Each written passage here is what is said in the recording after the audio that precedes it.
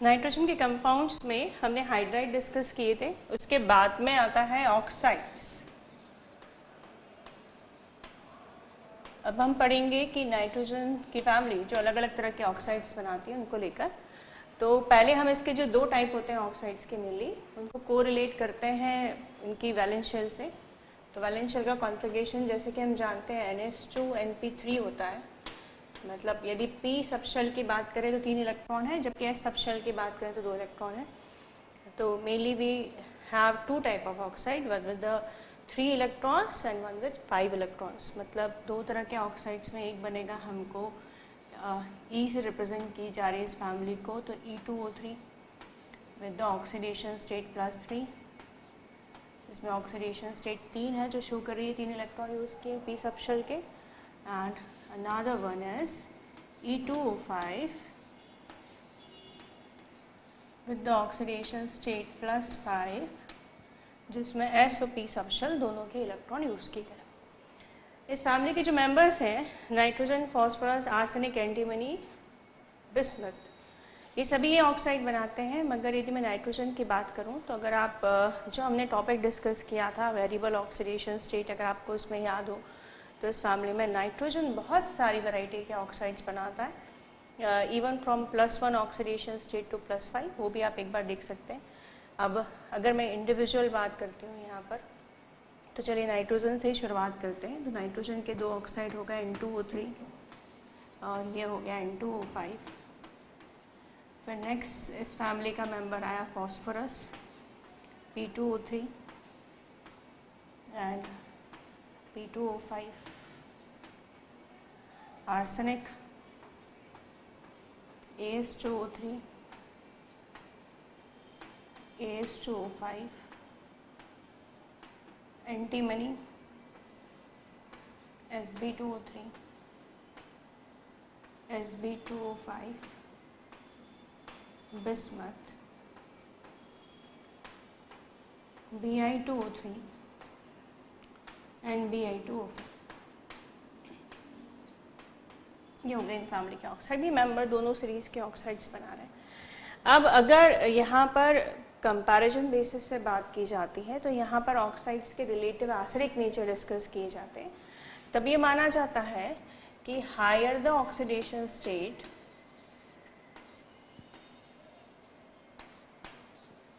more will be the acidic nature.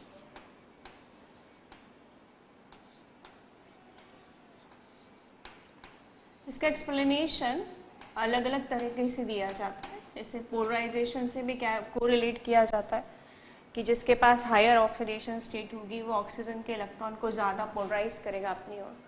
ये polarization definitely covalent character create करेगा। Covalent character mainly non metals का character होता है, और ये जो नॉन मेटल का कैरेक्टर है वो ये बता रहा है कि इट बिकम एसिडिक। इसके अलावा आप इसे लेविस एसिड कैरेक्टर के बेसिस पे एक्सप्लेन कर सकते हैं। लेविस एसिड की जानकारी होगी आपको कि जिनकी आउटर मोस्ट शेल इनकम्प्लीट होती है या जिनके पास इलेक्ट्रॉन रिक्वायरमेंट होती है, वो ऐसे डोनर स्पीशीज जो इलेक्ट्रॉन देते हैं उनसे ले लेते हैं। तो जो देते हैं वो लेविस बेस की तरह काम करते हैं और ये लेविस एसिड की तरह काम करते हैं।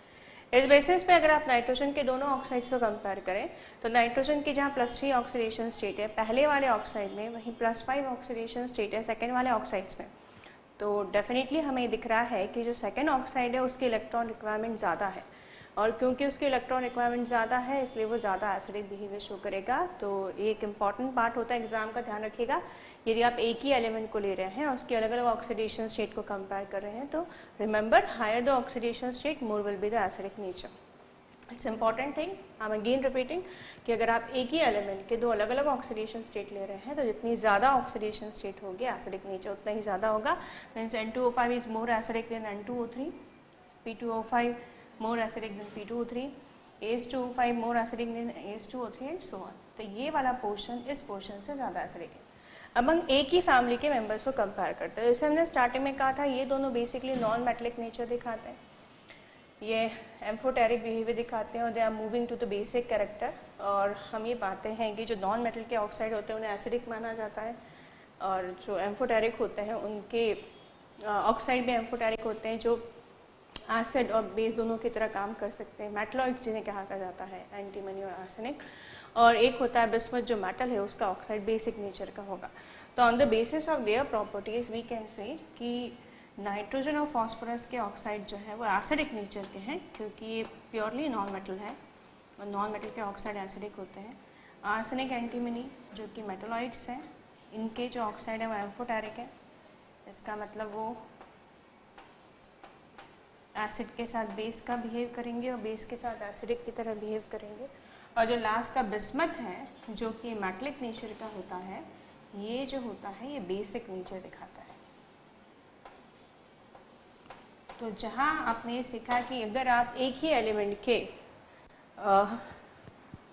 अलग ऑक्साइड्स कंपेयर कर रहे हैं तो हमें याद रखना है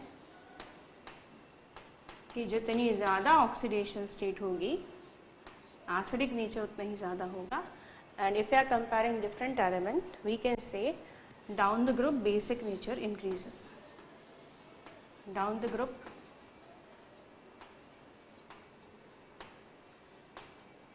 क्या बढ़ रहा है जिसके साथ ये बेसिक नेचर बढ़ रहा है? तो with increase in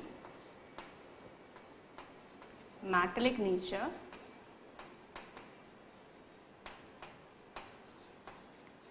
basic character increases.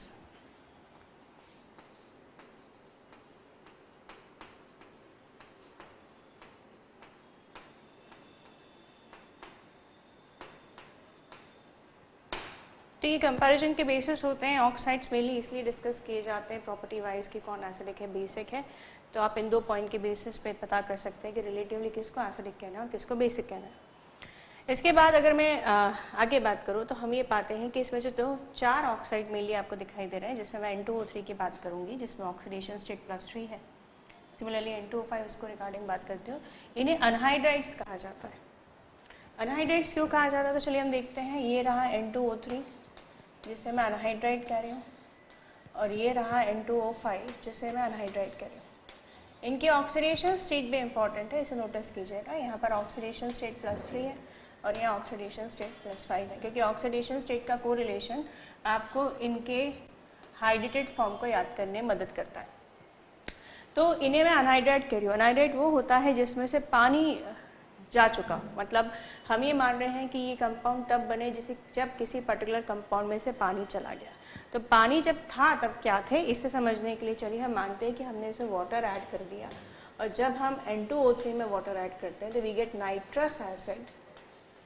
और आप नोट कीजिए कि नाइट्रस एसिड की ऑक्सीडेशन स्टेट भी +3 है।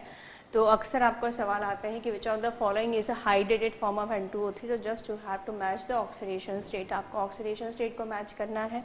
+3 है तो फिर ये सेम एसिड हो गए। खैर एक और ऑक्साइड है जिसकी मैं बात करूँगी आपसे, NO2। उस पर कॉन्सेप्ट नहीं काम आता, पर जिसमें काम आ रहा है वो आपके लिए यूज़फुल हो सकता है याद रखने के लिए।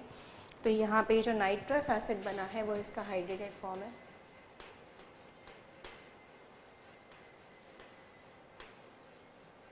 उसी तरह अगर आप याद कर लें तो आपको याद आएगा कि नाइट्रिक एसिड जो बहुत कॉमन एसिड होता है उसमें +5 ऑक्सीडेशन स्टेट होती है।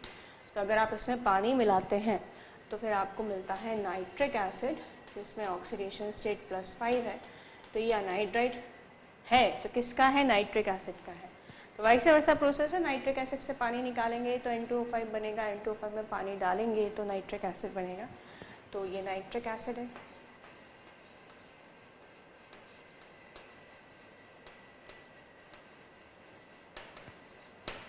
इसके अलावा एक ऑक्साइड है जिसका जिक्र यहाँ पर नहीं है पर उसे डबल अनहाइड्राइड कहा जाता है। मैं उसको ज़रूर स्पेसिफाई करूँगी क्योंकि एग्जामिनेशन के पॉइंट ऑफ व्यू से वो इम्पॉर्टेंट क्वेश्चन है, क्योंकि ऐसा कैरेक्टर कम देखने के लिए मिलता है।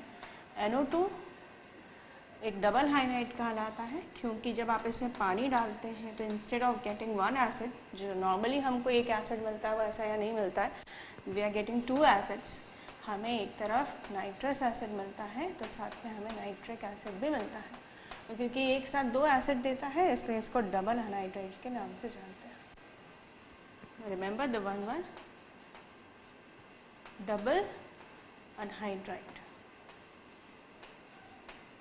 We call it double anhydride क्योंकि जब इसमें पानी मिलाओ तो 2 चीज़ मिलती है, नाइट्रस एसिड बनती है और नाइट्रिक एसिड बनती है। चलिए बाकी ऑक्साइड्स की बात करते हैं। तो other 2 important oxide which are also anhydrides, P2O3 और P2O5। P2O3 की बात करते हैं। P2O3 किसका अनहाइड्राइड फॉर्म है, ये चेक करने के लिए हम इसे पानी मिलाते हैं, और जब इसमें हम वाटर मिलाएंगे वी गेट H3PO3।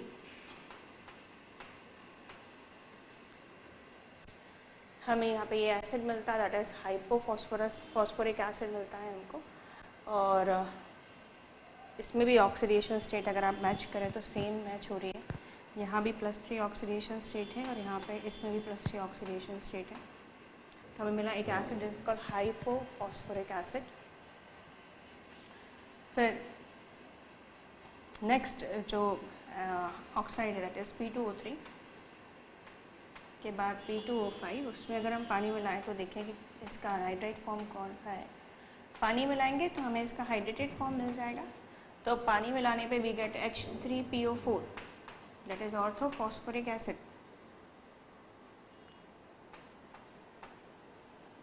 ये इसका अनहाइड्रेट फॉर्म हो गया और ये इसका हाइड्रेटेड फॉर्म हो गया। तो इन्हें ऑक्साइड को मैंने आपको बताया अनहाइड्रेट इसलिए कहा जाता है क्योंकि हम ये मानते हैं कि कुछ ऑक्सी एसिड्स है जिनसे पानी रिमूव करके इन्हें बनाया जाता है।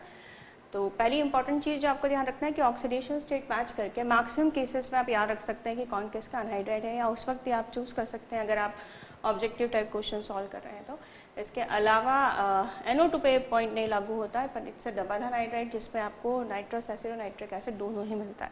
तो इस कैटेगरी में मेनली 4 डिस्कस किए जाते हैं, याद रखिएगा। N2O3 जो नाइट्रस एसिड बनाता है HNO2, N2O5 जो कि नाइट्रिक एसिड बनाता है HNO3, P2O3 जो कि हाइपोफॉस्फोरिक एसिड बनाता है H3PO3, और एक है P2O5 जो बनाता है ऑर्थोफॉस्फोरिक एसिड H3PO4। तो दीज आर कॉल्ड अनहाइड्राइड्स। अब इसमें कंपाउंड है P2O5 जिसके रिगार्डिंग हम कुछ बात करना चाहते हैं। पहली बात तो ये है कि जो P2O5 होता है ये डेसिकेटर या डिहाइड्रेटिंग एजेंट के रूप में यूज़ किया जाता है। डिहाइड्रेटिंग एजेंट अक्सर बहुत सारी प्रोसेस होती हैं जिसमें पानी निकलता है एज ए बाय प्रोडक्ट, और अगर हम वो पानी नहीं चाहते तो हमें कोई ना कोई एजेंट ऐसा मिलाना पड़ता है जो उस पानी को एब्जॉर्ब कर ले, उसे डिहाइड्रेटिंग एजेंट कहा जाता है। जिस कैटेगरी में अगर आप लोगों ने पढ़े हो तो कैल्शियम क्लोराइड और कैल्शियम ऑक्साइड भी आते हैं। जो P2O5 है उसकी एक लिमिटेशन है जो हमें याद रखना है, वो ये कि वो इसी की फैमिली का एक member ammonia can't use for ammonia. इसी की फैमिली का मेंबर है नाइट्रोजन, उसके हाइड्राइड के डेसिकेशन में इसको यूज नहीं किया जा सकता। आप जानते हैं कि अमोनिया एक बहुत इंपॉर्टेंट कंपाउंड होता है जो फर्टिलाइजर पॉइंट ऑफ व्यू के से बहुत ज़्यादा इम्पॉर्टेंट है, क्योंकि बहुत सारी चीज़ें ऐसी हैं जो अमोनिया से ही बनती है फर्टिलाइजर्स में।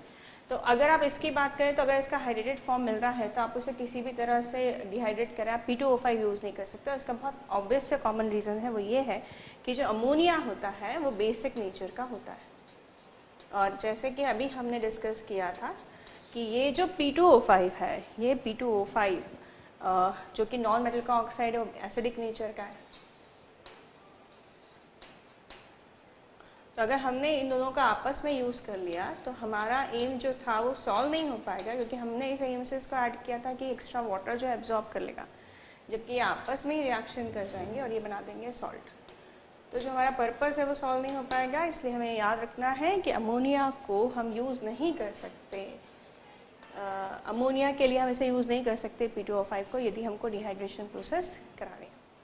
बाकी P2O5 को लेकर एक इम्पॉर्टेंट चीज़ ये है कि ये जो P2O5 होता है ये मैक्सिमम केस में डायमरिक नेचर में मिलता है, और इसका डायमरिक फॉर्म जो होता है उसे समझने के लिए हम इसके डायमर से स्टार्ट करते हैं, दैट इज P2O3।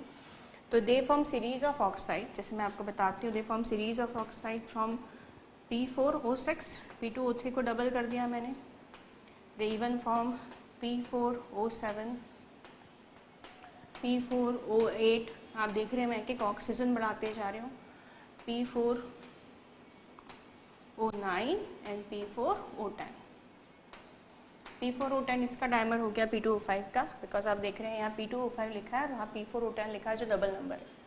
तो ये जो सीरीज ऑफ ऑक्साइड्स है इनके स्ट्रक्चर्स को लेकर हमको समझना चाहते हैं। चलिए भी स्टार्ट करते हैं अपन P4O6 के स्ट्रक्चर से। तो ये रहा फॉस्फोरस, 4 फॉस्फोरस होते हैं, उनके बीच में ये ऑक्सीजन लिंक होता है कुछ इस तरह से। ये रहा फॉस्फोरस, इसके बीच में ये रहा एक ऑक्सीजन 2, एक इधर ऑक्सीजन आ गया 3, एक ये और एक ये हो गए 4 ऑक्सीजन। अब ये जो 4 ऑक्सीजन है उसमें आप देख रहे हैं 2 ऑक्सीजन बचे हुए हैं। अब ये 2 ऑक्सीजन कैसे लिंक होते हैं तो देखिएगा ये ब्रिज फॉर्म में लिंक हो रहे हैं। ये बीच में एक ऑक्सीजन लगा हुआ है कुछ इस तरह, और एक कुछ यहाँ लगा हुआ है कुछ इस तरह, यहाँ देखिएगा। तो ये जो स्ट्रक्चर है वो होता है P4O6 का। अभी P4O6 में जो फॉस्फोरस हैं वो सब एक लोन पेयर कैरी कर रहे हैं इस तरह, they have electron to share. अब ये इलेक्ट्रॉन को शेयर कर रहे हैं, इस में जो एक एंगल बन रहा है यहाँ पर, सपोज मान लीजिए वो कोई Y एंगल बन रहा है यहाँ पर, और यहाँ जो लेंथ है यहाँ की मान लीजिए वो x है।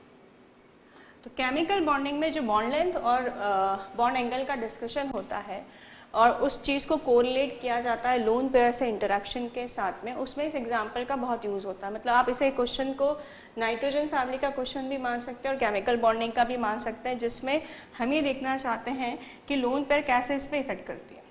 उसको समझने के लिए चलिए हम P4O6 को P4O7 बनाते हैं, जिसमें एक एक्स्ट्रा ऑक्सीजन है जो यहाँ जानते हैं ऑक्सीजन के आउटर मोस्ट शेल में 6 इलेक्ट्रॉन होते हैं। It want 2 electron to complete its operate. इसके पास भी 2 इलेक्ट्रॉन है शेयरिंग के लिए, तो दे मेक अ बॉन्ड, ये आपस में बॉन्ड बना देंगे। You can suppose like that कि जो फॉस्फोरस है इसके पास लोन पेयर रखी है तो it give lone pair through coordinate bond और वो ऑक्सीजन के साथ बॉन्ड हो जाएगा। तो देखते हैं इसका इफेक्ट कैसे आएगा। उसके लिए हम दूसरा स्ट्रक्चर बनाते हैं दैट P4O7, जिसमें आप यहाँ देख रहे हैं कि मैंने ये जो इलेक्ट्रॉन है पेयर उसको फॉस्फोरस से लिंक कर दिया है, जिससे कंडीशन ये है कि ये जो पहले था इलेक्ट्रॉन वो अब नहीं रहा है, और इस इलेक्ट्रॉन के नहीं रहने से अब हम देखना चाहते हैं कि क्या बॉन्ड लेंथ पे कोई इफेक्ट आएगा, क्या बॉन्ड एंगल पे कोई इफेक्ट आएगा, जिससे हम इसकी रिलेशन लोन पेयर के साथ में समझ सकेंगे। तो देखिए अभी भी है इसके पास 3 लोन पेयर्स हैं, तो हम चलिए मान लेते हैं कि बॉन्ड एंगल चेंज हो गया, और मैं इस चेंज को इस तरह बता रही हूँ कि अब जो एंगल हो चुका है वो y डैश हो चुका है, और ये भी मान लेते हैं कि बॉन्ड लेंथ चेंज हो चुकी है और बॉन्ड लेंथ जो है वो x नहीं रही है, वो x डैश हो चुकी है। तो चलिए समझते हैं कि क्या यहाँ पर बॉन्ड लेंथ का इफेक्ट पड़ेगा। तो देखिए क्या होता है कि केमिकल बॉन्डिंग की जो थ्योरी है VSEPR थ्योरी है, उसका एक पॉइंट कहता है कि जो लोन पेयर होती है वो बॉन्ड पेयर से ज़्यादा रिपल्शन क्रिएट करती है। अगर आप समझते हैं तो जो नॉन शेयरिंग इलेक्ट्रॉन पेयर किसी एलिमेंट के बाद में होती है, जो किसी से शेयर नहीं हो रही, that is called lone pair. और ये भी एक बॉन्ड एक इलेक्ट्रॉन पेयर है पर वो शेयर हो रहा है किसी के बीच में, therefore it is called bond pair. तो हम ये पढ़ते हैं कि lone pair create very high repulsion, इसके द्वारा क्रिएट किया गया रिपल्शन बहुत ज़्यादा होता है। तो बताइए ये जब इस बॉन्ड पेयर को रिपेल करेगा तो रिपल्शन के कारण ये बॉन्ड पेयर दूर जाएगा। भाई किसी भी चीज़ को रिपेल करेंगे तो वो दूर ही जाएगी, तो अगर ये इसको रिपेल कर रहा है तो ये बॉन्ड पेयर उससे दूर जा रहा है और दूर जाएगा तो लेंथ बढ़ जाएगी। इसका ये मतलब कि जो x की वैल्यू है वो ज़्यादा है और जो x डैश है वो कम है। कैसे ज़्यादा है ये मैंने अभी आपको बताया, एक बार फिर से सुन लीजिए कि x ज़्यादा है और x डैश की वैल्यू कम है। वजह हमने ये कही कि ये जो नॉन शेयरिंग इलेक्ट्रॉन पेयर होती है इसे लोन पेयर कहा जाता है, और ये जो शेयर्ड इलेक्ट्रॉन पेयर होती है उसे बॉन्ड पेयर कहा जाता है। अकॉर्डिंग टू VSEPR थ्योरी ये बहुत ज़्यादा रिपल्शन क्रिएट करती है। रिपल्शन से ये इलेक्ट्रॉन की पेयर जो है दूर जाती है तो लेंथ बढ़ जाती है, और जैसे ही इलेक्ट्रॉन पेयर बॉन्डिंग में इन्वॉल्व हो गई, it's not a lone pair, अभी लोन पेयर नहीं है, इसलिए रिपल्शन नहीं क्रिएट हो रहा है, इसलिए ये वापस पास में जो नॉर्मल केस कंडीशन थी उसमें आ जाएगा, जिससे बॉन्ड लेंथ कम हो जाएगी। तो डेफिनेटली बॉन्ड लेंथ को इफेक्ट कर रहा है। अब आते हैं हम बॉन्ड एंगल पर। ये जो लोन पेयर होती है ये इस तरह दोनों को रिपेल कर रही है, इधर से भी इधर रिपेल कर रही है। पहले हम लेंथ वाइज देख रहे थे, अब इस तरह देख रहे हैं, इधर से भी रिपेल कर रही है। अब आप बताइए कि अगर कोई पेयर नॉर्मल केस में बॉन्ड ऐसा था और वो ऊपर से दोनों ही साइड से रिपेल हो रहा है तो वो दब के इस तरह पास में आएगा, और दब के पास में आएगा तो ये चीज़ बॉन्ड एंगल को कम कर रही है। और जैसे ही हम देख रहे हैं कि ये पेयर जिसके दबाने के कारण बॉन्ड एंगल में कमी आई थी, क्योंकि वो ऊपर से इधर से भी दबा रहा था और इधर से भी रिपेल करके दबा रहा था, तो ये बॉन्ड एंगल में कमी आई थी। जैसे ही ये ऊपर का इलेक्ट्रॉन पेयर हटेगा वैसे ही होगा ये कि अब वो फोर्स नहीं काम कर रहा, इसलिए ये इस तरह फैल जाएगा, और इस तरह फैल जाएगा तो इसका जो बॉन्ड एंगल है वो पहले से ज़्यादा हो जाएगा। इस वजह से जहाँ y की बात कर रहे थे कि वो एक दबा हुआ एंगल था, अब हम y डैश की बात कर रहे हैं जो लोन पेयर के जाने से वापस खुल गया है। इस वजह से हम ये पाते हैं कि y dash is more than y। तो इस स्ट्रक्चर से हम लोन पेयर का भी इफेक्ट बॉन्ड एंगल पे भी समझ सकते हैं और साथ में बॉन्ड लेंथ पे भी समझ सकते हैं। अब चलिए इसके बाद वापस आते हैं कि ये जो फॉस्फोरस के ऑक्साइड हैं जो एक सीरीज बना रहे हैं डायमर्स की, उसमें शेप किस तरह आता है। तो अब आप आसानी से समझ गए होंगे। अब मैं एक ही स्ट्रक्चर ड्रॉ करूंगी जिसमें मैं तीनों बना के दिखा दूंगी आपको। तो ये रहा फॉस्फोरस और ये रहे ऑक्सीजन जो इसके साथ बॉन्डेड है, जो हमने शुरुआत की थी P4O6 स्ट्रक्चर बनाने की उसके साथ में करते हैं।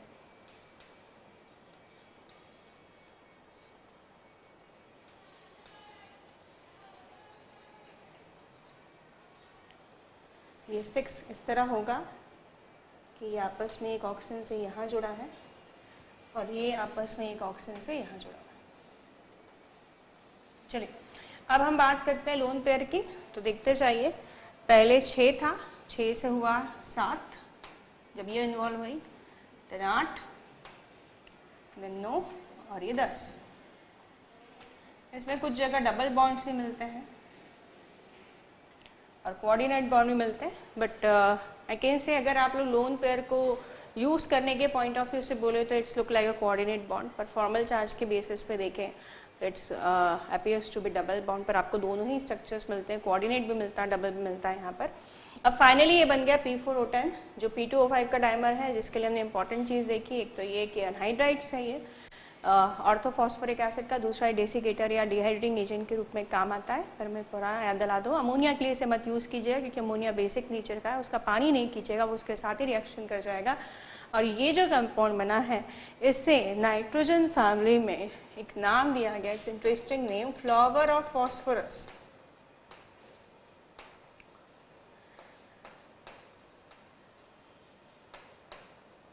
इसे फॉस्फोरस के फ्लावर के नाम से जाना जाता है। Interesting name, flower of phosphorus. तो इस तरह ये सीरीज ऑफ ऑक्साइड्स जो है वो बनती है जो डायमर के फॉर्म में एक के बाद एक आप लोगों को मिलती है। अब अगला पॉइंट जो ले रहे हैं वो हम इनके हैलाइड्स की बात देख रहे हैं, जो हमने वैलेंसी फैक्टर देखे थे फिलहाल 3 और 5 उसी तरह से हैलाइड्स ही बनते हैं, जिसमें बोलूँगी एक बनाता है EX3 टाइप का विद द ऑक्सीडेशन स्टेट +3 और एक बनता है 5 के साथ EX5 +5 ऑक्सीडेशन स्टेट। तो चलिए इनके फैमिली मेम्बर्स के हैलाइड्स देखते हैं। तो यहाँ मैंने दिखाया NX3, N53 नहीं बनता, क्यों नहीं बनता भी हम डिस्कस करेंगे। फिर फॉस्फोरस का PX3, इंडिविजुअल नाम नहीं लेके हम होल ले रहे हैं, X means halogen. It could be fluorine, chlorine, bromine और आयोडीन। और it could be PX5 phosphorus, arsenic,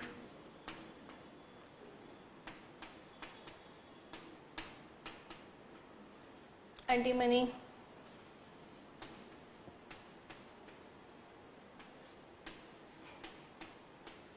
bismuth.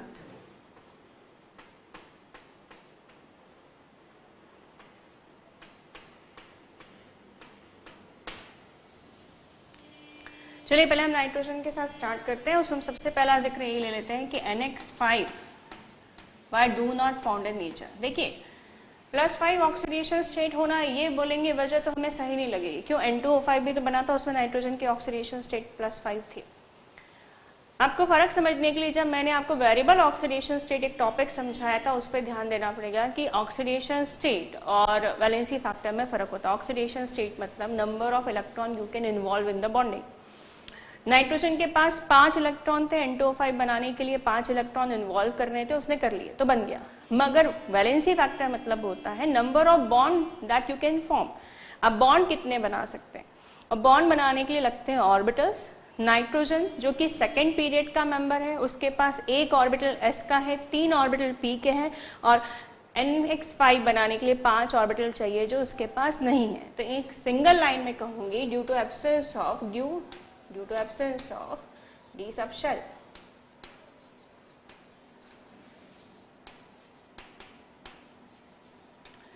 PCl5 कैसे बनता है, चलिए आप उसको देखिए, तब आपको समझ में आएगा कि इसमें डी का इन्वॉल्वमेंट कैसे हो रहा है, इसलिए नाइट्रोजन उसे नहीं बनाता। क्योंकि आप जानते हैं कि नाइट्रोजन जो कि सेकेंड पीरियड का मेंबर है उसके पास में डी हो ही नहीं सकता। चलिए फॉस्फोरस की बात करें, ये रहा फॉस्फोरस, थर्ड पीरियड का मेंबर है। इलेक्ट्रॉनिक कॉन्फ़िगरेशन जो है उसका है 3s2 3p3, ये इसकी ग्राउंड स्टेट है। ये रही 3s जिसमें 2 इलेक्ट्रॉन है, ये रहा 3p जिसमें 3 इलेक्ट्रॉन है, और इसके पास 3d भी है जो खाली पड़ा है।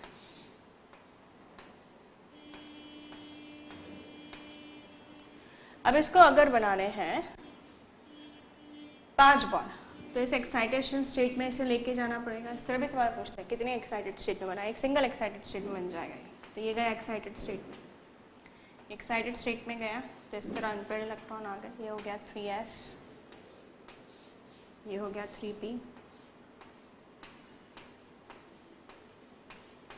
और ये हो गया 3d। इस तरह इसके पास में शेयरिंग करने के लिए क्लोरीन के साथ में 5 unpaired electron with 5 orbitals are available. Therefore, it can form 5 bonds that it could expand its valency from 3 to 5.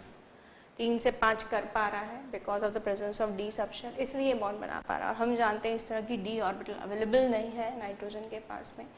Confuse मत होइए कि जब नाइट्रोजन N2O5 बना सकता है तो NCl5 क्यों नहीं बना सकता। तो रीज़न है कि वहाँ पर जो 5 था वो ऑक्सीडेशन स्टेट थी, that is the number of electron can involve, और नाइट्रोजन के पास थे जो इन्वॉल्व कर लिया उसने। वहाँ पर इस तरह की बॉन्डिंग के लिए एक्स्ट्रा शेल नहीं लग रहे थे, जबकि यहाँ पर क्लोरीन के साथ 5 जुड़ने के लिए 5 ऑर्बिटल चाहिए जो कि उसके पास में अवेलेबल नहीं है, इसलिए नाइट्रोजन इस तरह की बॉन्डिंग नहीं कर सकता। इसके बाद में अगर हम कोवलेंट नेचर की बात करें तो जिस तरह मैंने आपको सिखाया था कि ऑक्साइड्स में हम ये डिस्कस करते हैं कि कोवलेंट नेचर किसका, एसिडिक नेचर किसका ज़्यादा है, वैसे ही हम हलाइड्स में डिस्कस करते हैं कि किसका कोवलेंट नेचर ज़्यादा है। तो इन केस ऑफ हलाइड्स याद रखिएगा, फॉर हलाइड्स ये बात की जाती है हायर द ऑक्सीडेशन स्टेट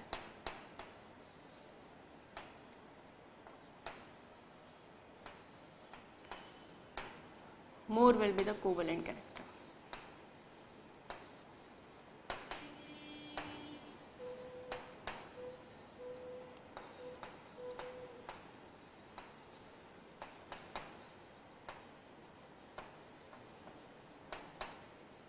मतलब ये कि जितनी ज़्यादा ऑक्सीडेशन स्टेट होगी कोवलेंट कैरेक्टर उतना ही ज़्यादा होगा।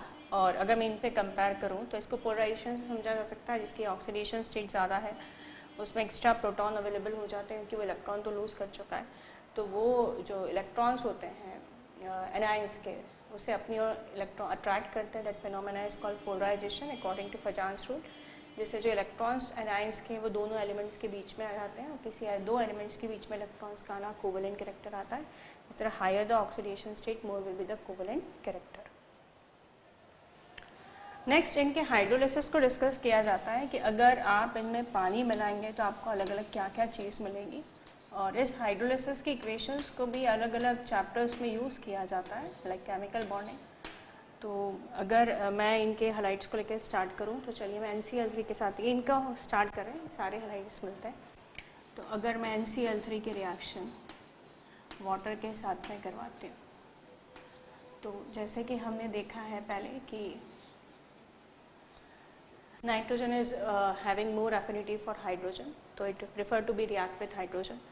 तो ये जो नाइट्रोजन है वो हाइड्रोजन के साथ रिएक्ट कर जाएगा। तो 3 हाइड्रोजन के लिए अगर मैंने मल्टीप्लाई किया तो अगर 3 वाटर मॉलिक्यूल हैं आपके पास तो आपके पास 3 H है और 3 OH है। ये OH क्लोरीन को मिल जाएंगे at form hypochlorous acid HOCl। तो एक तो आपको अमोनिया मिल रहा है और एक एसिड मिल रहा है। बिहेवियर में चेंज जो नोटिस कीजिएगा। अगर मैं फॉस्फोरस लेती हूँ तो now the case would be opposite. एक ही फैमिली के मेंबर हैं, इमीडिएट पोजीशन रख रहे हैं, पर हम देख रहे हैं कि रिवर्स नेचर आ रहा है। ये जहाँ OH पोर्शन लेगा ये यहाँ H पोर्शन लेगा।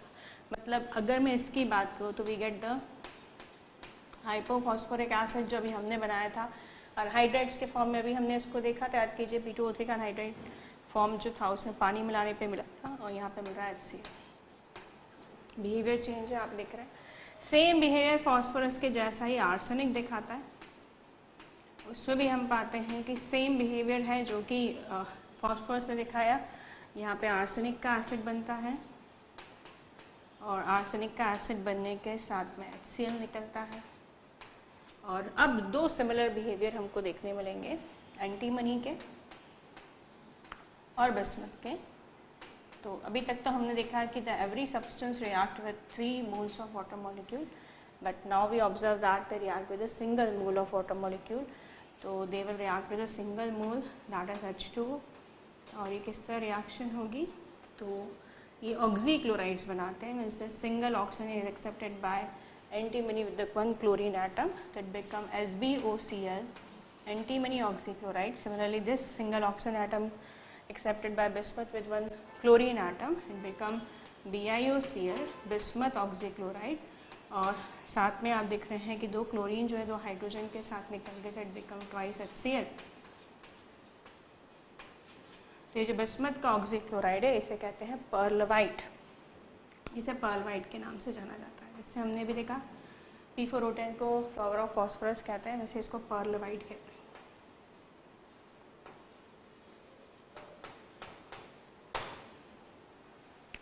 अब कुछ नाइट्रोजन्स के ट्राइहैलाइड्स की बात करते हैं, जिसमें नाइट्रोजन के अलग अलग कंपाउंड से हम रिएक्ट करते हैं इसको, like NF3,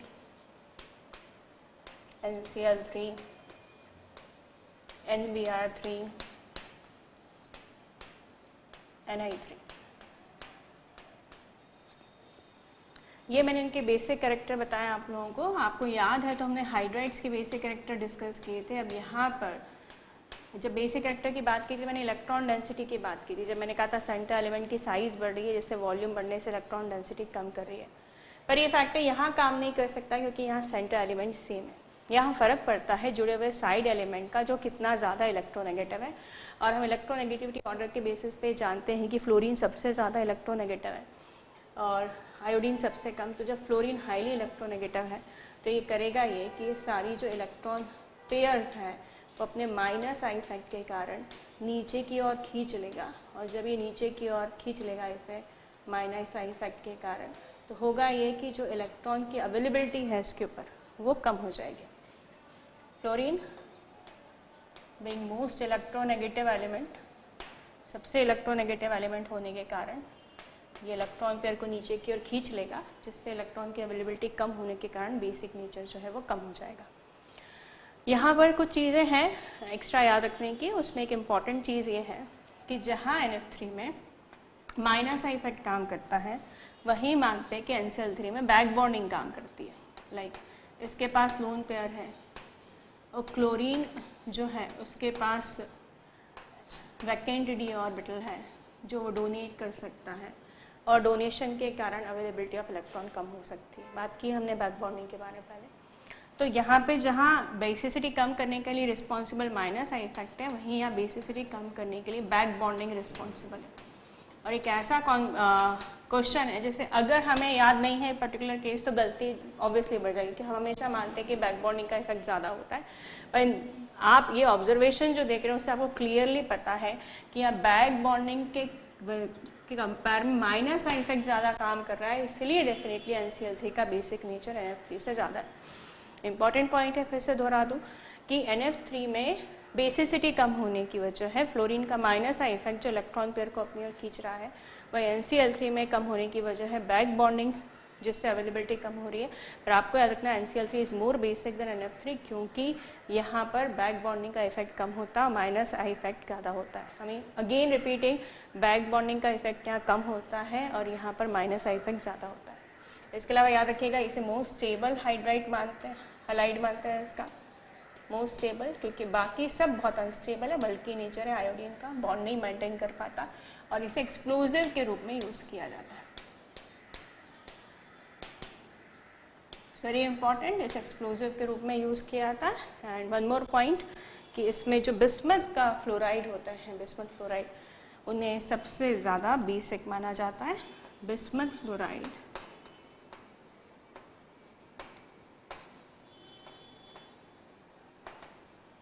are mainly ionic, इन्हें ही mainly ionic माना जाता है.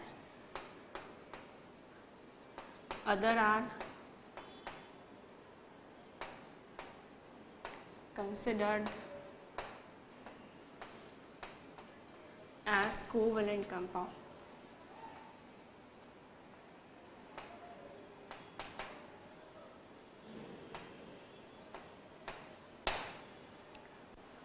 तो हाइलाइट्स को लेकर ये इंपॉर्टेंट चीज़ है कि आप बिस्मथ के जो फ्लोराइड्स होते हैं वो मीनली आयनिक माने जाते हैं. बाकी क्योंकि एक तो फ्लोरीन बहुत ज़्यादा नेगेटिव है, बिस्मथ मेटलिक नेचर का है, अदरवाइज मेनली शेयरिंग के थ्रू बनते हैं, तो सारे के सारे जो है वो कोवेलेंट कंपाउंड ही माने जाते हैं.